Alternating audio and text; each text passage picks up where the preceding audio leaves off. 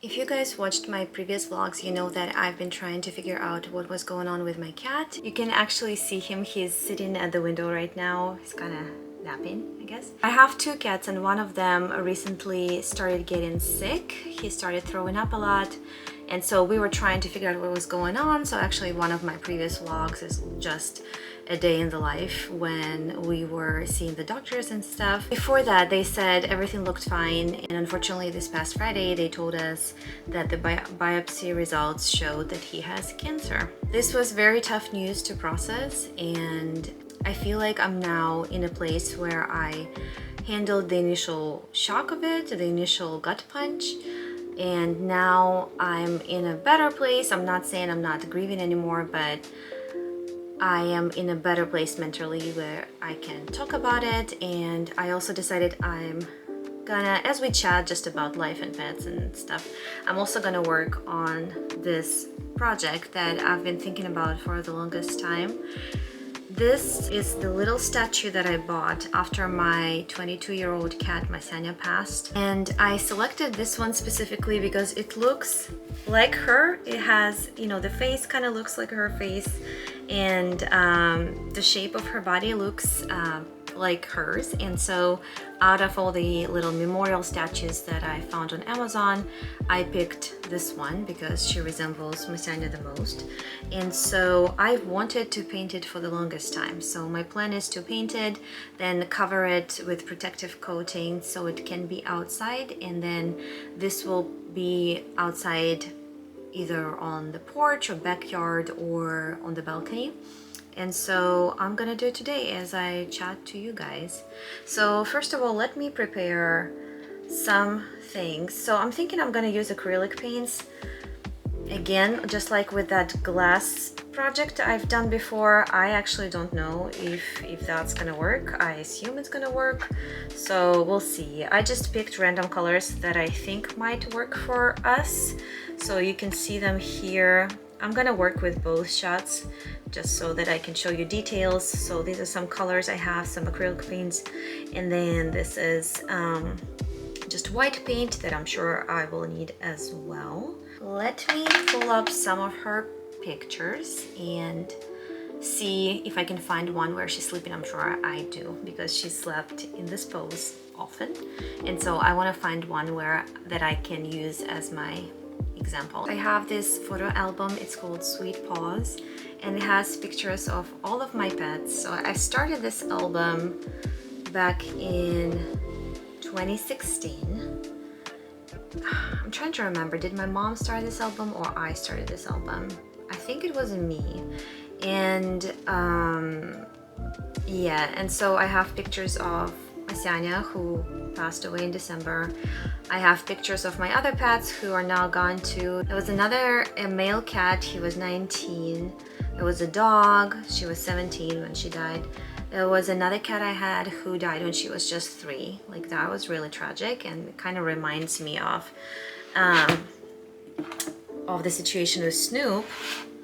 Just change that because Snoopy left, so you don't need to see him.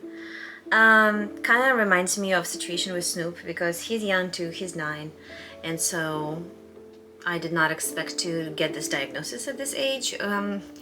Now I'll talk about like the research and stuff about cancer that I found out now that I'm reading on it. But basically, first of all, it's a very widespread disease. Unfortunately, in cats, it's about 30%, they say, of cats are gonna receive this diagnosis. For this particular type of cancer, which is lymphoma, the regular age of diagnosis is 9 to 13 years. So unfortunately, he's on the younger side of that. And then in some breeds, like let's say if you have a purebred, I don't know about cats, but like I also read on dogs a little bit, even though I don't have a dog. But basically somebody like a golden retriever, they have like a 60% chance at some point of their life to have cancer. It's crazy. It's really bad statistics.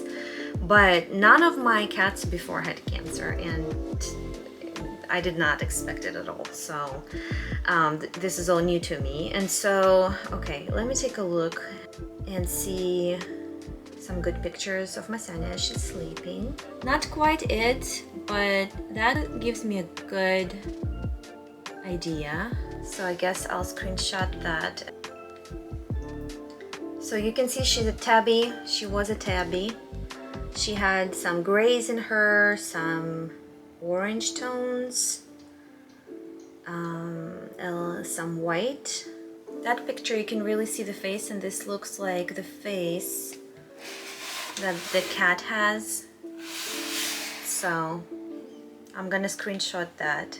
I feel like we have enough. As I'm preparing colors, I'm gonna chat with you guys, especially with those of you who came here because you saw the title and you saw that it's about cats who have cancer, and if you did, most likely that's because your cat was diagnosed with cancer, and if that's the truth, I'm very sorry about that. You are never prepared, not with people, not with animals, to hear this word, just because of how terrible the connotations are and what it means. And so I'm sorry that you're going through this. And one thing I do when I am trying to cope with like really bad news, really scary stuff, I research things. So I read a lot and I find resources about that, whatever that is, some kind of a psychological trauma or a health issue, etc. And you know, there's a lot of information on the internet, so of course, like, not all of that is great, and some stories are just gonna get you more depressed and more sad because you will hear that, you know, in this particular case, for example, the cat has deteriorated really fast. And of course, people, when they're sharing these stories, they are devastated, and so there's a lot of pain. But also, if you go to more like medical sources, as much as it sucks to hear the numbers, it helps to have a clear idea of what it is, what kind of to expect. You can never be sure that that's how it's going to be for your pet, but you can see, okay, so on average, this is the prognosis, this is what we're working with, and you can kind of mentally prepare for that and also know what your options are. And so the first time I got the news, which was an email, it was an email with the lab results, and so it said lab results for your pet.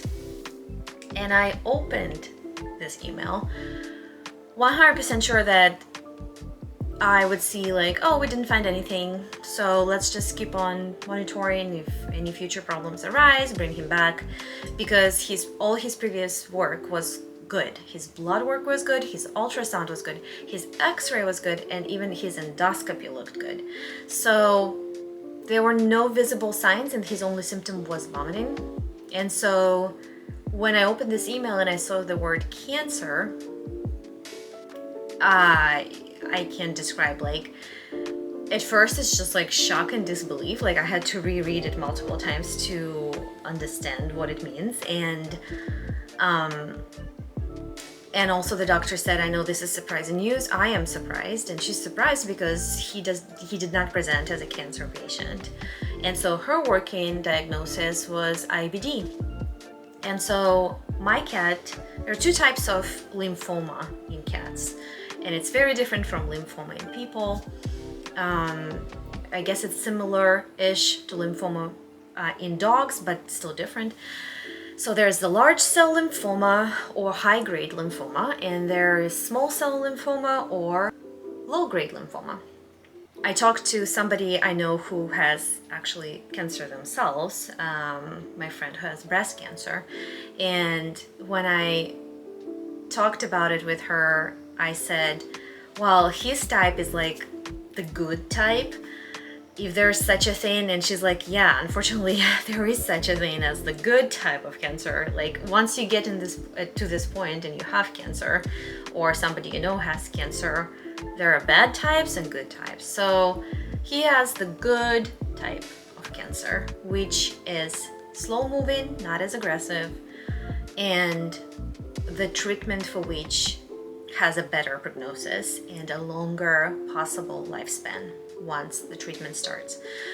So he has the small cell lymphoma, And the small cell lymphoma, because it's a less aggressive type, it often doesn't present as a tumor, you know, or something that's like obvious during exam, and it looks a lot like IBD in cats. So because it looks like IBD in cats and it presents like IBD in cats, you know, they are treated a little bit similarly.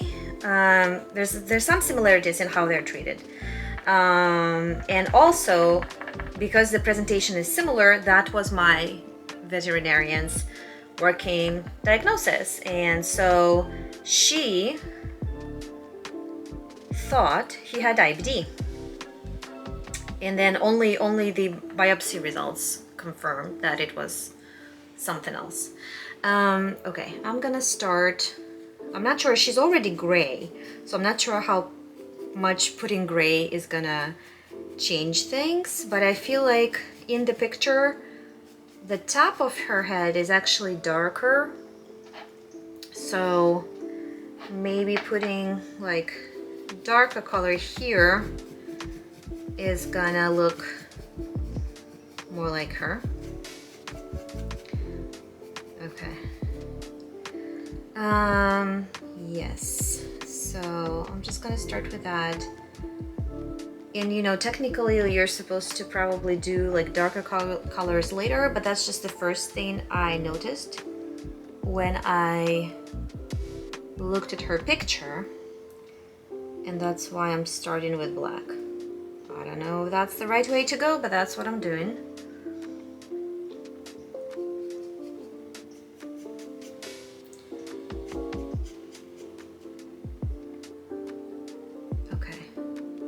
And then she has this like splotches of dark, but I feel like I should add more lighter colors first, and then if I need to add more splotches, I will do that. So I'm just gonna clean this brush for now. Anyways, he has small cell lymphoma. For this type of cancer, the prognosis is such that if you don't do anything, they usually succumb to this cancer within weeks or maybe months at best. The next option is to do just the steroid. The steroids are also used for IBD. So it's a similar kind of pathway as for IBD. With steroids, they usually achieve some remission, but they usually get out of remission faster than if you do steroids and chemo. And so with just steroids, I think the prognosis is maybe several months, up to, well, no, I don't think it's at up to a year. I think it's like several months basically with steroids.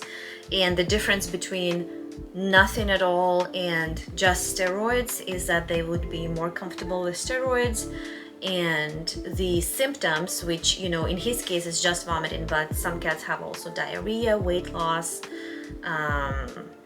some other things. And so with steroids, it should help them feel more comfortable and they should have less of that kind of stuff. So that's the second option. And the third option is to do chemo. The drug of choice for, it's funny. Okay, I think I know why. No, I don't know why. So look at this color. It looks beige to me, but it's actually quite yellow, which maybe is not bad because she has this yellow, those yellow tones on her. But I wouldn't call this beige. It's not really beige, but I think it's something we can try to use. Also her eyes, I wonder if I should do her eyes first, because she has this similar kind of like yellowish beige color around her eyes. So I think I'm gonna get a smaller brush and we're gonna try to do that part first. This brush is ruined from my previous stuff, so I think I'll use maybe this. This one's also ruined.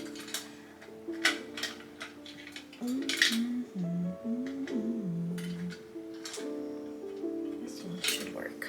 Okay, I found a brush that should work probably for this kind of size. So I'm gonna work on her eyes. So I can see in the picture when she's sleeping, it looks like this. And then she has a little bit more under. So under it's a little bit more like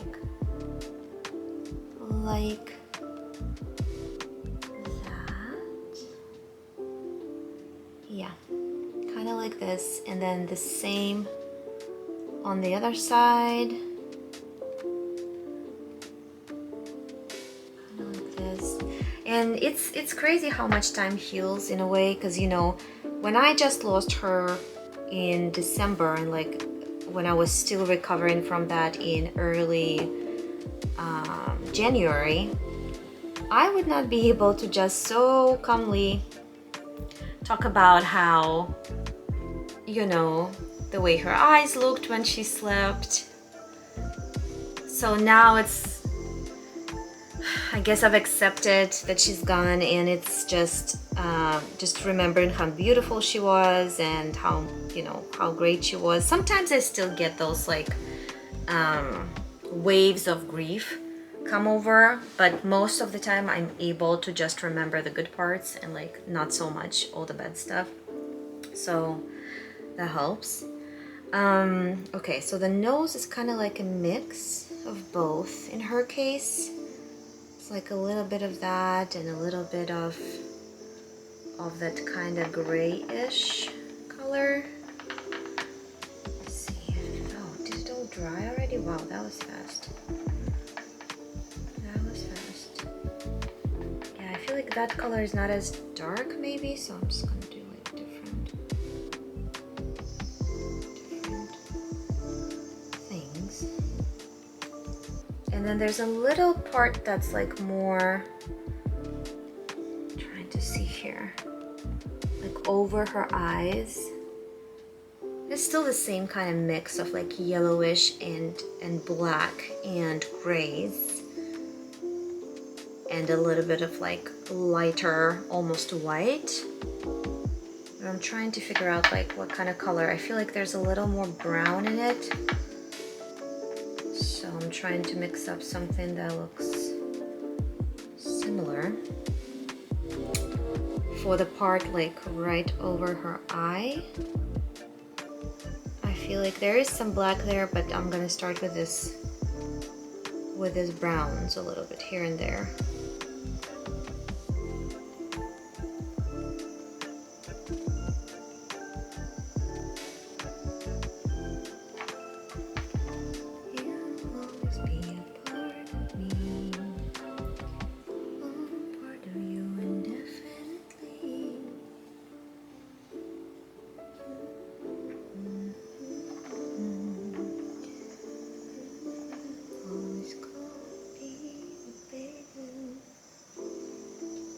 Okay, just a little bit. And it's like, because she's a tabby, of course it's like, well, there's an M. It's not as pronounced, but there is an M there. But yeah, there's like a bunch of stripes here and there. Okay. And then let's see. What else do I want to do? I think I want to focus on the nose still. Her nose was more like orange color. It just depends on the picture, but here you can see it's like it's pretty pronounced orange, maybe with a little yellow.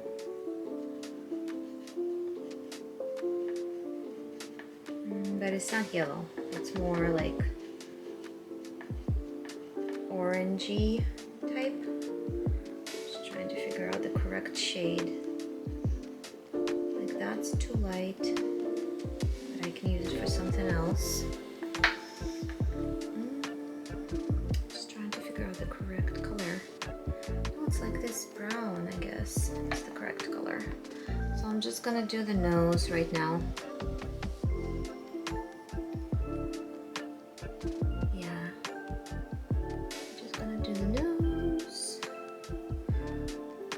This part. I got it off a little bit.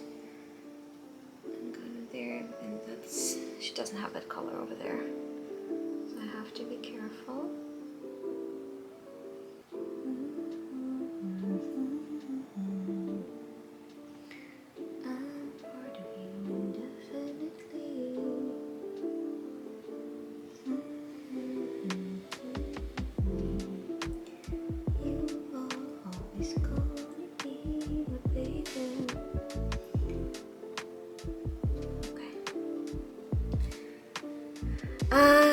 So yeah. Okay, that's fine. And then she has like basically white under and a little bit of yellow. So we're gonna do that next.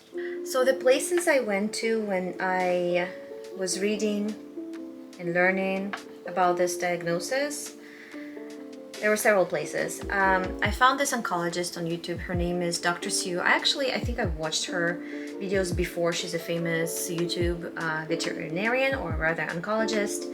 And she talks a lot about lymphoma. So she has some great videos about that. I also listened to the video by the friendly, I think it's called Helpful Vancouver Vet. Yeah, I think it's called Your Helpful Vancouver Vet. I love his videos in general about cats, especially about older cats and how to handle them. And he just has a very chill presence in like whatever health issue you're facing with your pets. Like he has this, I mean, empathetic, but also matter-of-fact and professional approach. And for example, for this small cell lymphoma that Snoop has, he said that basically when he finds out that his patients have that, he's glad, because that's not the other type, because the other type is pretty aggressive, and even with chemo treatment, and the chemo treatment for that is much more intense. And even with that, the prognosis is usually just several months to maybe a year at best. And so honestly, I think, and it's hard to tell because you don't know until you find yourself in this situation, but I think if that was what Snoop had, I think I would consider euthanasia, not right away, but like shortly, because there's a difference between kind of low-grade chemo that can give him an additional 2, maybe even more than 2 years of life, and an aggressive chemo that makes cats often feel not great, and giving him only like a couple of months. Like there's a difference there. And so he says like that's why, yeah, because like the small cell lymphoma is more treatable and cats respond better to this type of chemo. It's a better diagnosis than the other one, even though they both are pretty terrible. I mean, with both of them, I'm pretty sure he's not going to live to be 20, you know, which is my goal for all of my cats. But at least knowing that this is treatable and we can try it, and just having this plan and having this understanding of how most cats tolerate that, it's good, you know, it's helping. And I've, you know, read in different forums, and it depends on what kind of forum you read. So I read on Reddit a little bit. Somebody there recommended a group on Facebook called Feline Lymphoma Support, something like that. And so everybody on that group has a cat with lymphoma, and so some people are guests at vets. And so basically all the people in this group, they understand what it feels like, and they are understanding of people who are maybe not ready to accept that it's all going towards, you know, humane euthanasia. And so people are just like much more tolerant of the fact that, you know, you might not be quite ready to say goodbye yet. And in other forums, it depends, but like in some other forums, people are exceptionally critical of an owner's desire to try to help their pet by chemo. So a lot of people are just given those blank statements saying, I would never put my pet through that. This is selfish. You're doing it for yourself. Just, you know, euthanize your animal. Why are you doing this?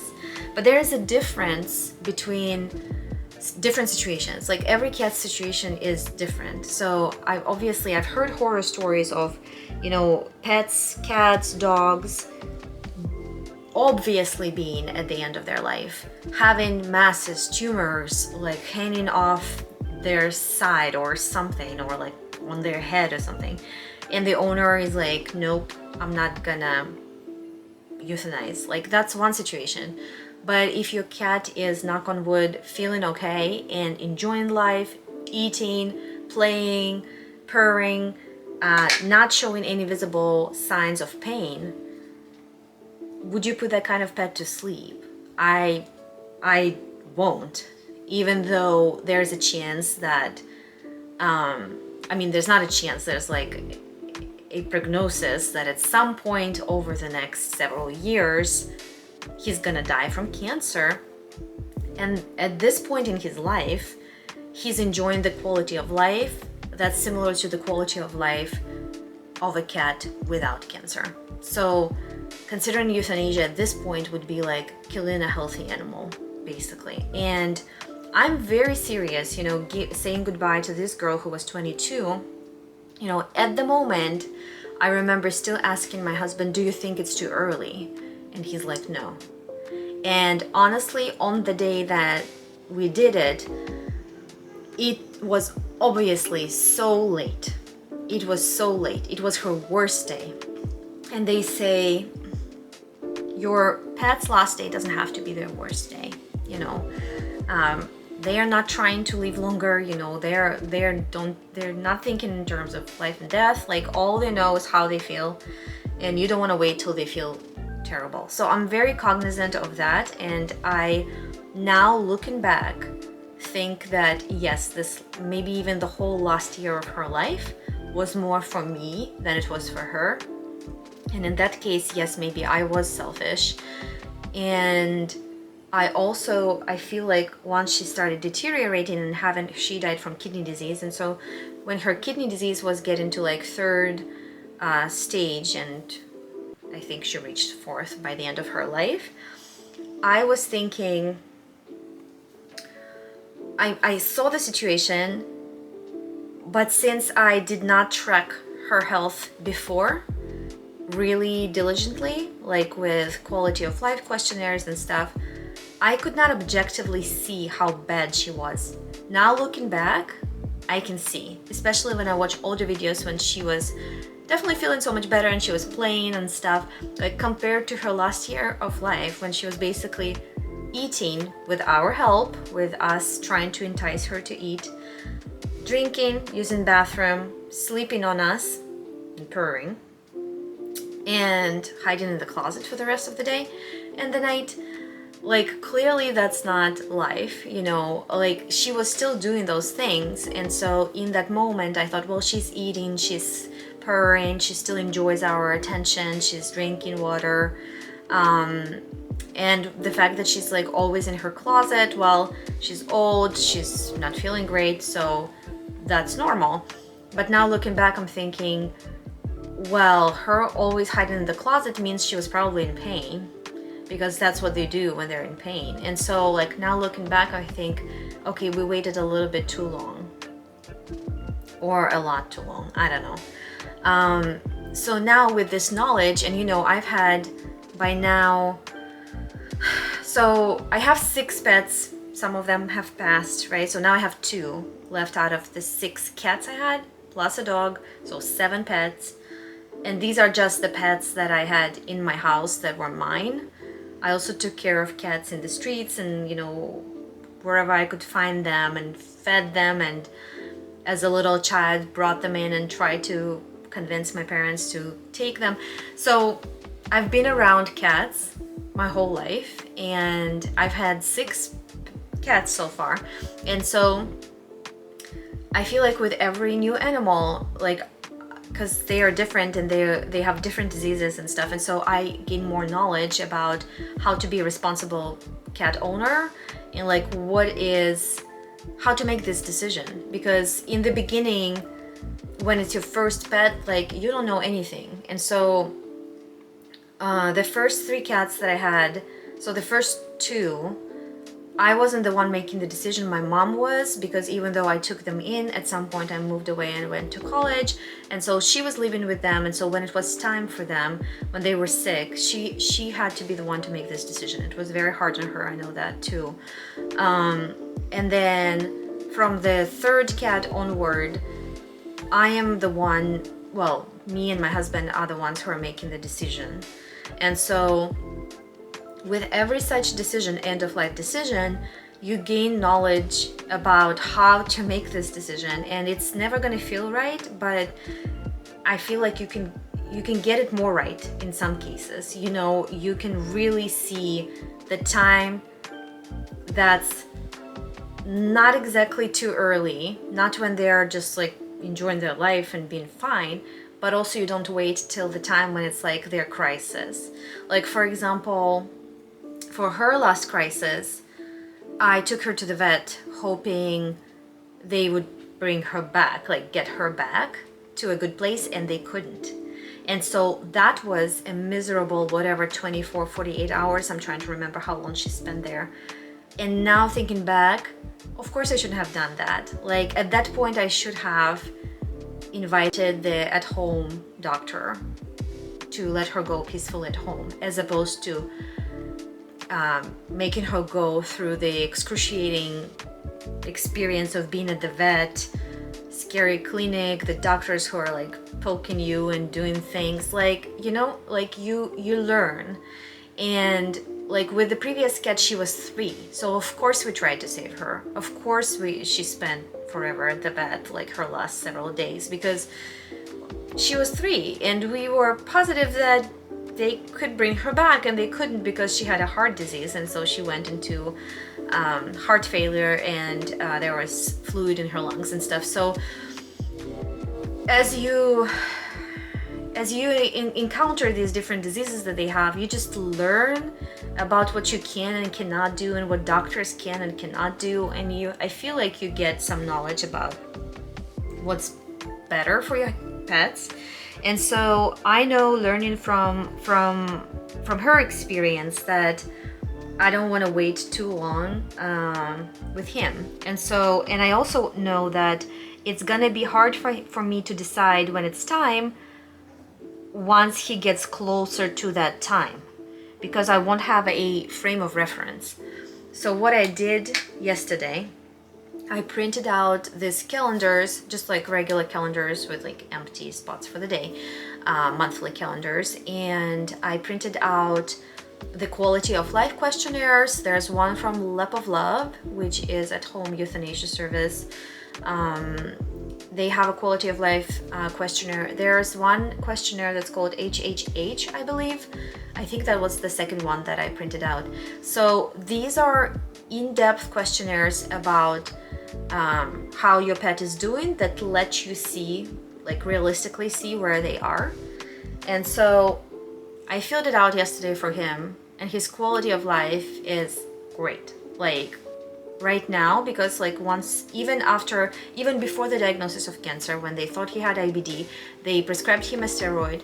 Just on steroid, he's much better. He's not vomiting anymore, and that was his only symptom. So his quality of life right now is optimal. And so going forward, this questionnaires, and I printed out like 30 of them or something, so I can fill them out from time to time. They're gonna help me see, okay, so this is the starting point, right? So this is at the diagnosis, a little after with like the initial treatment. That's how he's feeling great. And so once we start chemo, which is we've already ordered, we're gonna do it at home, I'll then look at that, like how does he feel on chemo, like, because some cats tolerate it well and they don't have any kind of symptoms, and some cats have nausea or diarrhea or something. So that's going to be another point, like, is he tolerating chemo well? And then as we progress through those months and hopefully years, at some point I will look at this and I will see, okay, comparing to September 2025, he's really not doing great anymore. You know, maybe his quality of life is not like 0 on a 0 to 10 scale, but it's 4. and it's not gonna get better. And so knowing that he has cancer actually makes this decision a little bit easier, because you know he's not gonna get better. And I talked to my vet about that, and I said, okay, so the bad case scenario, we started in chemo treatment, he doesn't respond well to it, and he's not getting better. What do we do? She said, we can either remove chemo, that's what some people do, especially if they're like bad side effects for cats. We can remove chemo and just leave steroids and just let him live on that as long as he's comfortable. Or I can refer you to an oncologist, and then you can try something a little more aggressive in terms of chemo. But I know I'm not gonna do that. I know I'm not gonna do that, because that's just, like, that is at this point like putting them through extra. Like, this type of chemo technically is supposed to be well tolerated in like 80 to 90% of cats. And so I'm hoping he's one of those cats. And it's at home, and the only real inconvenience is that from time to time you have to go to the doctor, do the blood draw, and check that it's not, you know, harming them significantly in any other way. Like, some cats stop producing red blood cells for bone marrow, their bone marrow stops producing red blood cells or something like that. So there are things to track, and that's not great that he'll have to go to vet more often than he used to when he was healthy. But otherwise, it should be at home, and it should be pretty minimally uncomfortable for him if everything's good. And also, I don't remember if I blabbered about that before, but a lot of people think chemo, and they like, okay, chemo is terrible, you know, people on chemo, they're like so nauseous, and they have all these side effects and everything.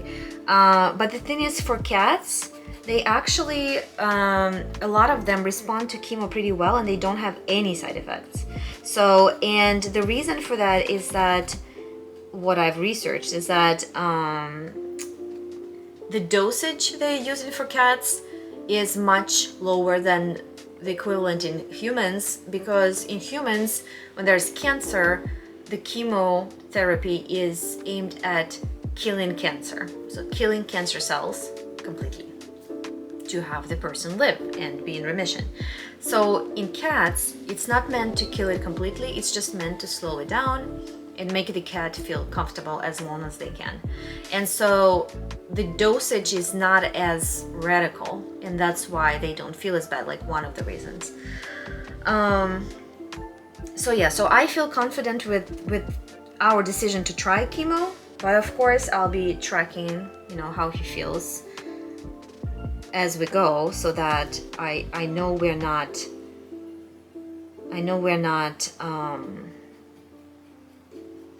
doing it for ourselves, you know.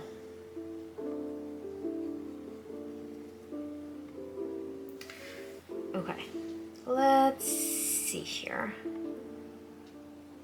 This is like a little darker. There's a little bit of lighter patches going forward. There's also like more brown, but let me do this first. Some lighter patches here and there, and some here, like a little bit here.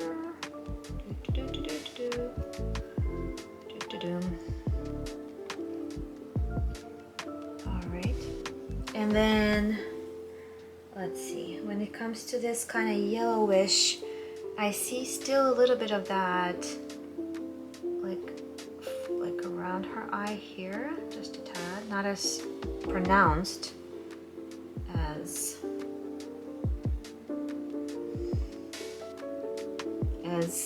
in the corners, like inner corners of her eye, but still it's kind of there.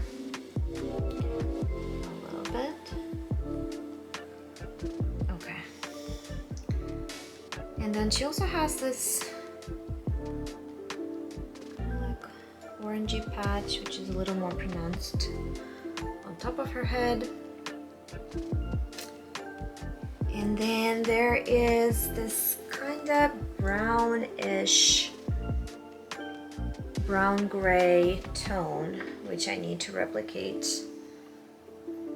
for like most of her cheeks here. So it's not as gray as the stone of the statue is. It's more brownish. So I need to figure out a way to replicate this. I feel like it's a little too dark.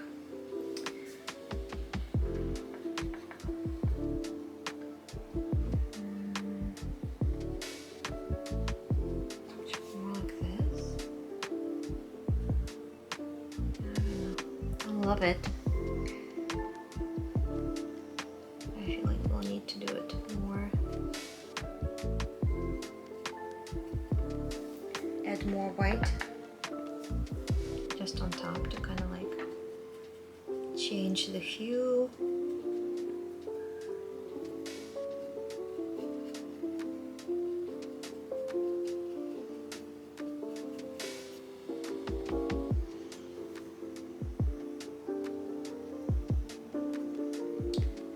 And then let me see also that she's hiding it everywhere. Okay, here I can see that under this part is also pure white. So let's do that. So getting this news, I've started thinking in general about our future in terms of pet ownership. And I have to talk about the cost of this. So basically the week of exploring what this could be cost us almost $5,000. So it was $4,500, which is crazy amount of money, of course. And not everybody can afford doing this kind of a procedure, like all these sorts of procedures for their pets and spending this much money. It's crazy. It's crazy amount of money. And so people are talking a lot these days about how basically people are being priced out. Even middle class in America is being priced out of pet ownership, because when you own a pet, and I mean, of course, there are different approaches, and some people just like really, if they get a cancer diagnosis, they just euthanize and that's it, and they don't even consider, you know, it just depends on your philosophy and your values and like all sorts of things. Like if you grew up on a farm where animals are, you know, animals and they die and like that's just part of life and whatever, and you see them run over by cars or eaten by coyotes or stuff like that, like that's one philosophy of pet ownership, and we are on a completely different spectrum of that. And we are kind of owners who, you know, we don't travel much because we don't want to leave our pets behind. You know, if we do leave, it's usually just for one night somewhere nearby, again, because we don't want to leave our pets behind. You know, we know things about cats, and we know that they hate strangers and they hate to leave their territory, and so we don't want to leave them behind. And so we treat them like they are humans, like they're part of the family. And so if you have this kind of approach to animals, it's just very expensive to have a pet. It's really expensive. And so it's tough, and you know, it's something we have to consider. And on top of that, you know, we have cat allergies in the family. So what I'm thinking is that after these two cats are gone, I'm thinking that the smart thing for us to do would be to take a break from pet ownership. And I know it's going to be extremely hard, because we're also the kind of family who loves coming home to a loving pet, and you know, the house without a pet is just empty and kind of cold for us. So it's gonna be a really difficult, I feel like, adjustment, but I feel like that's what we will do when the time comes and they both are gone. I haven't talked to my husband in detail about it yet, but I think that's what we're gonna do. But it's just so sad that it comes to that, because there are a lot of animals who, well, for us it's like also allergy reasons and honestly grieving reasons. Like, this is so not easy, and anytime I'm losing a pet or I'm close to lose a pet, I always think, like, why did I sign up for this? Like, I knew it was coming, I knew it would hurt. But I remember my also train of thought when we were adopting these two. It was that, well, first of all, of course, like we wanted a pet, and that we adopted them I want to say, how many months passed? So it was April when we lost our previous cat. So April, May, June, July. End of July, we adopted these guys in 2016.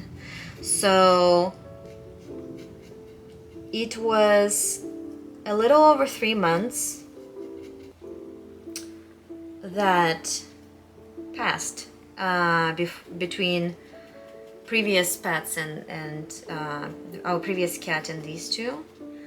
And so it gave us a little bit of a break. This was actually the last time we took a big trip. We took a 10-day road trip because we didn't have a pet home.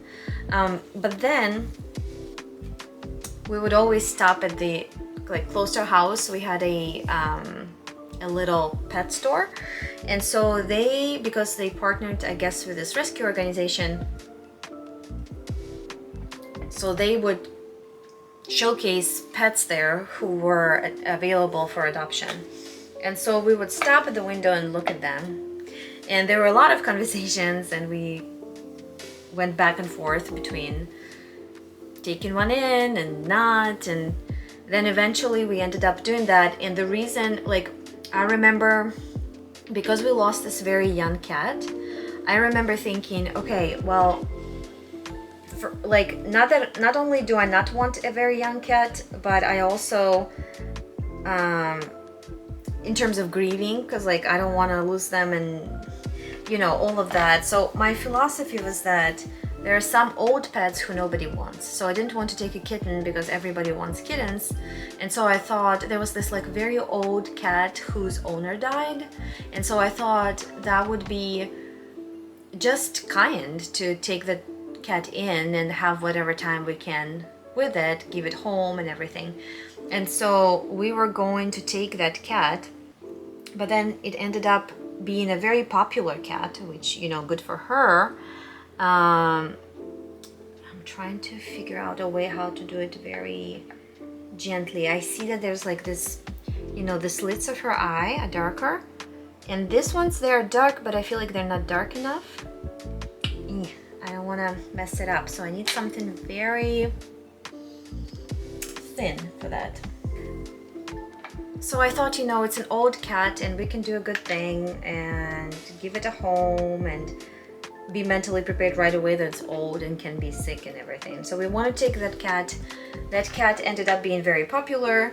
A lot of people wanted it because I think it was, like, maybe Persian or some kind of a breed that people love. And for me, like, I didn't care about the breed. I just wanted to adopt an older cat. And so then I considered this other cat who was at the store all the time, and that was Tristan. So that's how we got her. We wanted to pair her up with another adult cat, but her problem was that, I mean, she has anxiety, she still has it, and in the presence of other cats, when they maybe are just playing, she takes it as a serious fight. And also, just in general, she's afraid of them, and so she's either aggressive or fearful, and they can smell it on her, and so they kind of play in this scenario, and so they become aggressive towards her. And so basically, from her interactions at this pet store, we realized she won't be able to be paired with another cat, or it would be very, very difficult. And so the rescue organizer said, how about a kitten? You know, like, we have some kittens ready for adoption. And if you pair her with one, like this one right here, look, this is Snoop. She might be fine with him because she's older, and so she's kind of gonna raise him. She was also a mama cat. I don't know if she had kittens before she got rescued, or she got rescued and turned out she was pregnant and she had kittens, because when we saw her at the pet store, there were some kittens above her and below her in the cage, and so I wonder if these were hers. But anyway, because she was a mama cat, they thought, you know, pairing her up with a kitten would be good. And so that's what we did. That's how we got Snoop. We did not plan on him. We planned on her, but we did not plan on him. And they both got adopted together, and they're not best buddies. They're not really, like, sometimes you see those cats, like, when they're up for adoptions, they say they're bonded, like brother and sister or just friends. who grew up together maybe, but they are not bonded. Even though he grew up with her basically for the most of his life, they are not friends. They tolerate each other, and very, very rarely they do something like sleep kind of close to each other, but never that kind of, like, I had bonded cats and they sleep in this like big mishmash of bodies, you know, 2 or 3 of them together, just cuddled up together, and it's so cute. But no, their relationship is not like that. They're very separate. She's now that he's bigger, grown cat, or even elderly cat right now, she's afraid of him just like she's afraid of other cats. But because they've been together for so long, it's not as traumatic like as what we saw at the pet store. So anyways, that's how we adopted them. Now going forward, for multiple reasons, for the allergy reason, for financial reasons, for the reasons of like difficult bereavement, for traveling reasons too, like for all of these reasons, I think we're gonna take a break, maybe wait till our child goes to college to adopt our next pet. It's gonna be weird, it's gonna be difficult because we've never lived without pets before, but I think sometimes it's the right choice, and I feel like for the first time I feel like that's the right choice, not only because I'm afraid of this like pain of losing them, but also because of all these other factors and just the changes in our lives, because we adopted them before our child was born, and so our lifestyle was very different and our commitments were different. And so yeah, I think once they're gone, it's gonna be a big break for us from pet ownership actually. So my camera died that day, so now I'm recording actually a voiceover on another day. You can see that I'm finishing turning her into a more exact image of herself. I'm actually pretty happy with how it's turning out. You know, even though on the surface, like looking at the picture right now, I'm seeing like, oh, she kind of looks great just like she was, you know, without being painted. But when you see the final result, you will see that there is a nuance to the gray that she had. And so I looked at all these pictures I printed out, and you know, it depends on the lighting. You know, sometimes she looked more like yellowish, like there were more yellowish tones. Sometimes she looked more grayish. But I feel like all in all, the final result is getting kind of close to the way she was. And so while I still have time, I also want to update you guys on how the chemo is going. So today was day 4 of chemo treatment for Snoop. We've been giving him chemo, so he's on Monday, Wednesday, Friday schedule. And so he had those 3 days last week, and now today is Monday when I'm recording the voiceover, and so he had his 4th dose today. Overall, he's tolerating it well, but one big thing that he's never had before is basically diarrhea, which is one of the side effects of the chemo, unfortunately. And this sucks. Like, he doesn't have like a severe case of it, but it's once we started seeing it, you know, we're already giving him probiotics, so that is done. But we're also now using pumpkin, because they say pumpkin really helps cats with both constipation and diarrhea. So that's what we're doing. And then once it's either if it doesn't resolve soon, or if you know, if we feel like it's getting worse, we're gonna talk to the vet about it.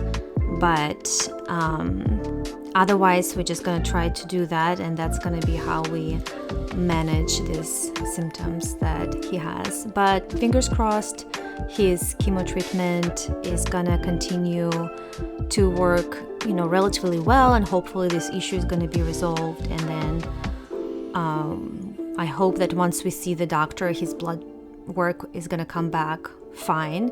But we'll just have to wait and see. His appointment is in October, so I'll probably gonna update you guys then on that.